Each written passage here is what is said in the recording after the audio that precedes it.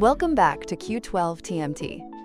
In this video, we'll show you how to collaborate efficiently as a team and how to keep track of your personal tasks in Q12 TMT. Responsibilities can be assigned on two levels, directly at the test case level, either during creation or later via the edit view, or within a test run.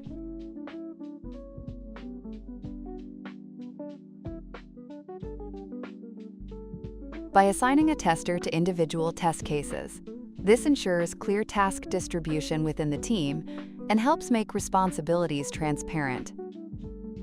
The Taskboard gives you a central overview of all open test tasks assigned to your user, your new or in revision test cases, or your untested or ongoing test cases part of an active test run.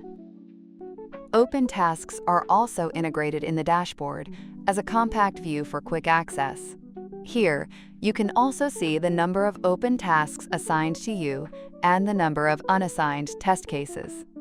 This gives you full transparency, both for your personal workload and in the overall project context.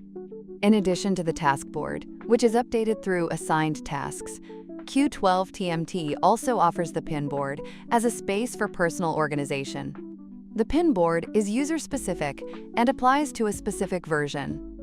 You can pin test cases, test runs, or test suites, for example, as a reminder for review or follow-up actions. Q12 TMT supports concurrent team collaboration while reliably preventing conflicts. If a test case is currently being edited, it is automatically locked and marked with a notification.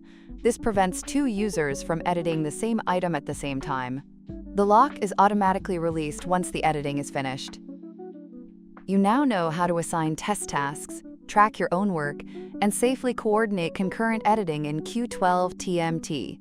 With this video, you've completed the core features of Q12 TMT. In the upcoming videos, we'll dive into advanced professional features, such as our concept for risk-based testing to maximize test efficiency. See you soon!